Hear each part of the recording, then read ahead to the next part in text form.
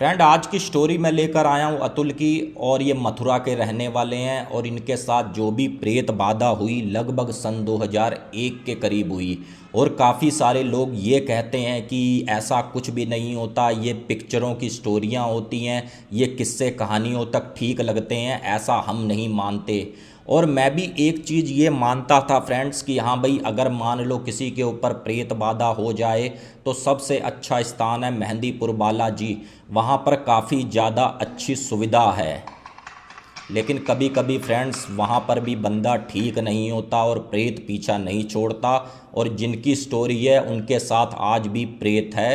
पूरा इंसिडेंट सुनाऊंगा, लेकिन पहले चैनल का इंट्रो।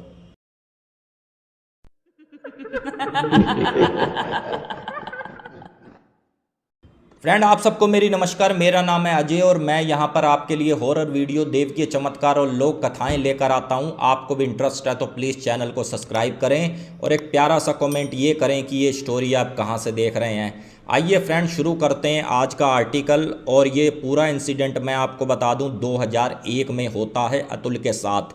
अतुल एक मथुरा के छोटे से गांव का रहने वाला इंसान होता है या लड़का होता है 20 से 21 साल का।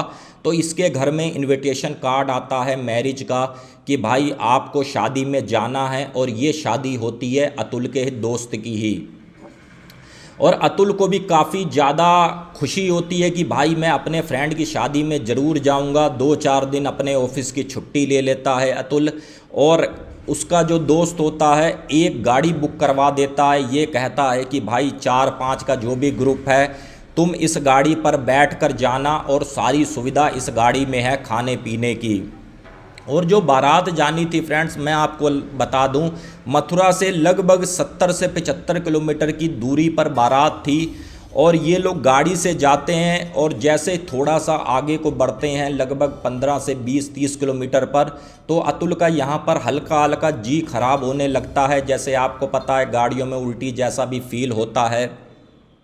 तो यहाँ पर जो गाड़ी में और दोस्त थे अतुल के, तो अतुल उनसे ये कहता है यार मेरी तबीयत कुछ ठीक नहीं हो रही। तो उसके दोस्त ये कहते हैं बस थोड़ा सा रुक जा, आगे ढाबे पर रोकते हैं, वहाँ पर कुछ खाना पीना होगा तब तो ठीक हो जाएगा। एक ढाबे पर गाड़ी रोकते हैं और ये अपना खाना वगैरह खाते हैं। लेकिन अतुल मुश्किल से आधी रोटी खाता है, ज़्यादा ये खा ही नहीं पाता। बस यही बात कहता है कि भाई मुझे ऐसा लग रहा है जैसे उल्टी सी आएगी। और वो जो गाड़ी वाला था वो भी ये कहता है कि भाई इसको खिड़की वाली सीट दे दो, कहीं ऐसा ना हो कि अगर उल्टी कर दी तो पूरी गाड़ी में गंदगी हो जाएगी। अब ये लोग फिर से बैठकर चले जाते हैं उसी गांव में जहां पर बारात पे जाना था इनको। और जैसे ही वो गांव अभी समझ लो 10 किलोमीटर की दूरी पर था, तो रास्ते में एक पुल था। और पुल की ये मान्यता थी कि भाई अगर यहाँ से कोई भी गाड़ी निकल रही है तो गाड़ी से आप हो हल्ला ना करें, म्यूजिक सिस्टम लगा रखा है तो वो ना बजाएं, बस चुपचाप आपको निकलना है।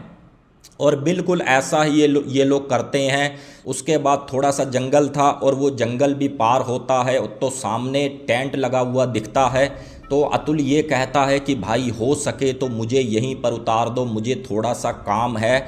मैं काफ़ी बार आने की इधर सोची, मेरा समय नहीं लग पा रहा था, तुम मुझे यहाँ पर उतार दो।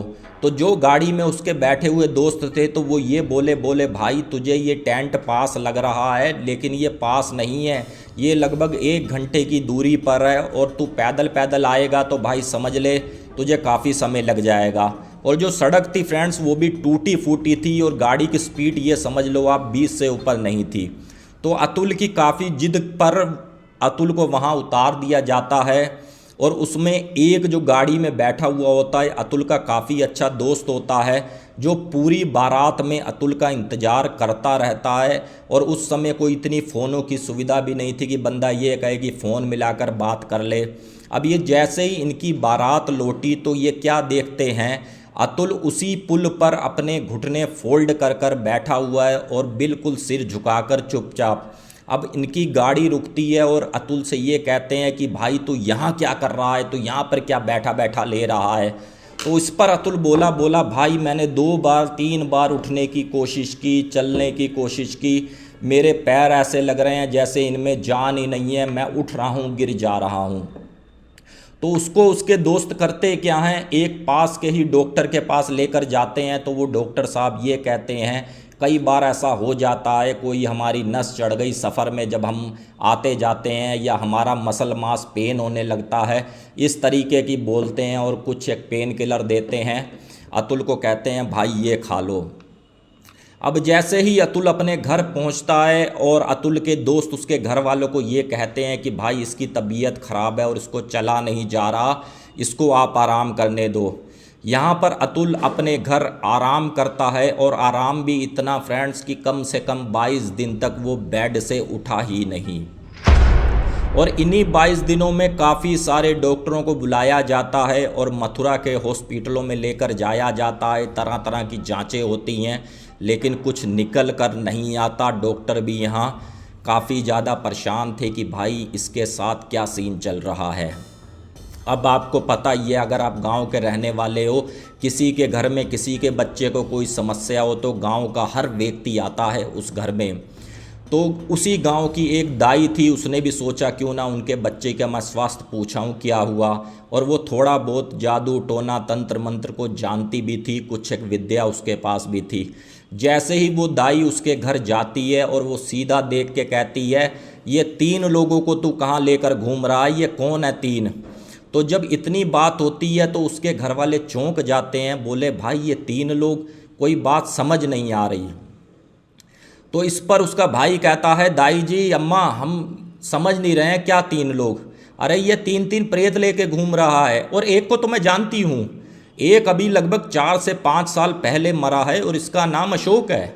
एक को तो मैं जानती हूँ। और वहीं पर ही गांव का डॉक्टर बैठा हुआ था जो ये कह रहा था 5 मिनट पहले तक कि ये भाई अब चल नहीं सकता। उसी के सामने अतुल खड़ा होता है और इस तरीके से ताली मारता है और ये कहता है कि आपने पहचान लिया, मुझे पहचान लिया, और बताओ मेरे बारे में कि मैं क्या हूँ, कैसे हूँ।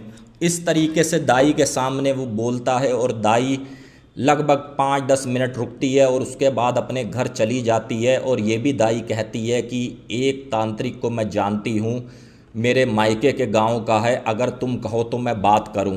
तो उसके घर वाले बोले बिल्कुल बात करो, हम इसको लेकर जाएंगे। और जो उसका परिवार होता है ठीक अगली सुबह उसी तांत्रिक के पास लेकर चला जाता है। और वो तांत्रिक भी काफ़ी जानकार होता है। आप ये समझ लो, अगर किसी पे कोई बाधा है, प्रेत बाधा है, तो मुश्किल से 10 मिनट लगाता था उसको उतारने में। अब इसका झाड़ा उन्होंने किया अतुल का, और लगभग 1.25 घंटा हो गया, उसके ऊपर से प्रेत बाधा वो तांत्रिक नहीं हटा पाया। और लास्ट में क्या होता है, तांत्रिक इस तरीके से हाथ जोड़ देता है, बोला ये मेरे बस की बात नहीं। और अतुल के आगे ये बोलता है कि मुझे माफ़ कर दो, मैंने आपको हटाने की कोशिश करी, मुझे क्षमा कर दो। और अतुल इस तरीके से इशारा करता है चल निकल। यहाँ से भी ये निराश लौटते हैं और वो तांत्रिक ये कहता है कि एक तांत्रिक मेरा जानकार है, आप ये समझ लो मेरे गुरु हैं।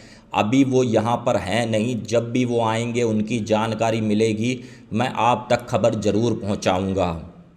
और इसी सब करने कराने में फ्रेंड्स लगभग 4 महीने बीत जाते हैं। जो इधर अतुल आपको बता दूं, जो 70-75 किलो वज़न का लड़का था, अब उसका वज़न धीरे धीरे गिरता चला जा रहा था। आप ये लगा लो 45 से 50 किलो का रह गया था। और इसकी घर में भी एक्टिविटी ऐसी थी फ्रेंड्स, रात को उठना, चिल्लाना, अगर हंस रहा है तो हंस बहुत रहा है। और रोटी की डिमांड करता था 12 से 1 बजे, और रोटी आप गिनती नहीं लगा सकते, इतनी रोटी खाता था। और ये अपने घर में अपनी माता पर भी प्रभाव दिखा देता था, अपने पिता पर भी प्रभाव दिखा देता था, लेकिन अपने भाई और अपनी भाभी पर इसका प्रभाव नहीं होता था। इसके पीछे की वजह ये है कि वो माता जगत जननी, माता शेरों वाली के काफ़ी तगड़े भक्त थे, तो उन पर इसका प्रभाव नहीं चलता था। और ये कहता था कि बस तुम तो घर से निकल जाओ। अब जैसे ही महीना 2 महीना और बीतता है, उस तांत्रिक को पता चलता है, जो पहले वाले तांत्रिक का सीनियर होता है, वो तांत्रिक ये कहता है कि भाई मैं तुम्हारे घर नहीं आऊँगा, अगर तुम्हें अपना लड़का सही करवाना है तो मेरी कुटिया के पास लाना पड़ेगा, मेरे अड्डे पे लाना पड़ेगा। और इस तालाब के किनारे बैठाल कर मैं सही करूँगा और मैं देखूँगा कि भाई कौन कौन इसके साथ है। और एक शर्त है, पूरे के पूरे परिवार को आना पड़ेगा। ये बहाना नहीं चलेगा कि पिताजी नहीं आए, कि माताजी नहीं आई, कि भाई नहीं आए। अगर कोई भी घर रह गया और यहाँ से मैं प्रेत उतारूँगा, वो सीधा सबसे पहले तुम्हारे घर जाएंगे और अगर कोई घर में मिल गया तो सीधा उस पर उनका असर हो जाएगा। तो ये अगले दिन चद्दर वद्दर लेते हैं, बांधते हैं, किसी तरीके से घसीट कर लाते हैं उस तांत्रिक के पास। अब जैसे ही उस तांत्रिक के सामने बैठालते हैं और ये तांत्रिक अपने मंत्र जाप करता है, तो यहाँ पर अतुल उसका जो भी मंत्र जाप था अपनी तरफ से मंत्र बोल रहा था, उस तांत्रिक के मंत्र काटता चला जा रहा था। अब यहाँ पर वो तांत्रिक ये कहता है कि भाई तुम्हारा लड़का क्या मंत्र जाप जानता है क्या? इसने इस विद्या के बारे में ज्ञान लिया हुआ है क्या? तो उसके घर वाले बोले ऐसा कुछ भी इसने ज्ञान नहीं लिया, कुछ भी नहीं लिया। तो वो तांत्रिक फिर कहता है कि चलो कोई बात नहीं, वो अपनी विद्या से ये देखता है कि भाई इसके साथ हैं कौन कौन। 2 जने तो उसे साफ साफ दिखते हैं, लेकिन एक जो तीसरा होता है वो उसे नहीं दिखता, जो उन 2 प्रेतों को वो तीसरा बचा रहा था। तो उससे वो तांत्रिक कहता है भाई तो कोई भी शक्ति है, एक बार मेरे सामने आ। अब वो जैसे ही उसके सामने आता है तो वो तांत्रिक जो उतारा कर रहा था अतुल का 2 कदम पीछे हो जाता है और इस तरीके से हाथ जोड़ता है। यहाँ पर घर वाले बोले भाई क्या बात हो गया, बाबा जी क्या बात हो गई? तो यहाँ पर वो तांत्रिक ये कहता है कि भाई ये भी तांत्रिक है और मुझसे काफ़ी ज़्यादा विद्वान है, तो मेरे बस की बात नहीं, मैं यहाँ से हाथ जोड़ रहा हूँ। अगर कोई मेरा कोई सीनियर मिला, कोई और ऐसा मिला तो ये वो उतार दे तो उतार दे, लेकिन मेरे बस की बात नहीं। इसको लेकर फ्रेंड्स घर आ जाते हैं और फिर से इसकी दिनचर्या यही चलती है। और एक बात ये बोलता है कि नवंबर की इतनी तारीख को मैं इसको अपने साथ ले जाऊंगा, कोई इसको बचा नहीं पाएगा। और एक समय तो ऐसा होता है ये अपने कपड़े वपड़े खुद बदलता है और अपनी भाभी की साड़ी ले लेता है, भाभी का श्रृंगार ले लेता है, लगा कर बैठ जाता है और सबको आवाज़ मारता है कि सब लोग आओ और इधर बैठो।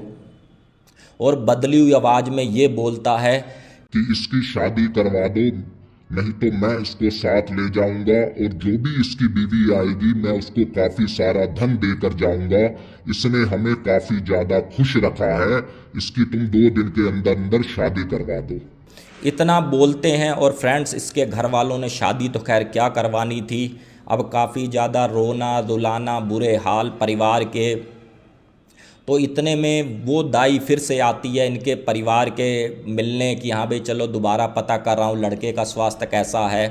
तो दाई ये कहती है कि तुम ऐसा करो, यहाँ से बड़ा गांव पड़ता है, एक बड़े गांव को नाम होते हैं इस टाइप के भी, आप वहाँ पर जाओ, वहाँ पर एक हनुमान जी के काफ़ी ज़्यादा बालाजी के भक्त हैं, आप उनसे संपर्क करो। अब ये लोग जैसे ही जाते हैं तो वहाँ पर वो बालाजी के भक्त ये कहते हैं कि देखो मैं तुम्हारे घर तो नहीं जा सकता, एक तरीका है कि इसको आप मेहंदीपुर बालाजी लेकर चलो, मैं आपको रास्ते में मिल जाऊंगा, क्योंकि मुझे जो भी बांधने की इसकी क्रिया करनी है वो यहीं से करनी है और रास्ते से मुझे लेते चले जाना। ये ठीक ऐसा करते हैं और रास्ते से उस बाबा जी को लेते हैं। वो बाबा जी दुनिया भर का सामान मैं आपको बता दूं, जो गोबर के उपले होते हैं 2 कट्टों में भरते हैं, कांटे होते हैं और काफ़ी सारा ऐसा सामान होता है कि उसके ऊपर कोई भी प्रेत शक्ति है कि वो उतरकर गाड़ी से भागे ना। मेहंदीपुर बालाजी में काफ़ी सारे इंसिडेंट फ्रेंड्स ऐसे होते हैं, अगर मान लो किसी पर कोई तीसरी शक्ति प्रेत शक्ति का अटैक है तो जो मेहंदीपुर की सीमा होती है उससे पहले ही वो बंदे से हट जाते हैं और वहाँ पर बंदा पहुँचता है नॉर्मल, तो इस कारण फिर वहाँ भी कुछ नहीं हो पाता। अब जैसे ही वो बाबा जी अपना पूरा साजो सामान लेकर जाते हैं और रास्ते में अतुल काफ़ी ज़्यादा परेशान करता है और जो इसके हाथों में जान नहीं थी फ्रेंड्स, ऐसे करके हाथ मार रहा था, गाड़ियों के शीशे भी टूटते चले जा रहे थे। तो यहाँ पर गाड़ी वाला भी चिंतित कि भाई मेरा नुकसान मत करो। तो यहाँ पर अतुल का भाई बोला भाई तो चिंता मत कर, तेरे को नई गाड़ी दिलवा देंगे, हमारा बस भाई सही हो जाए। अब जैसे ही मेहंदीपुर बालाजी पहुंचते हैं और वहाँ के जो पुजारी जी होते हैं, पंडित जी कह लो, इसको देखते हैं और सीधा यही कहते हैं कि भाई एक तो तांत्रिक है, दो नॉर्मल प्रेत हैं। और दो जो नॉर्मल प्रेत हैं फ्रेंड्स, उसको तो उतारा हो जाता है और यहाँ पर ये कहते हैं कि कम से कम 6 हाजिरियाँ इसकी मेहंदीपुर बालाजी लगेंगी, तब ये जाकर सही होगा। और ये लोग क्या करते हैं फ्रेंड्स, 6 हाजिरियाँ लगवाते हैं, वो 2 प्रेत तो हट जाते हैं, लेकिन तांत्रिक इसका पीछा नहीं छोड़ता।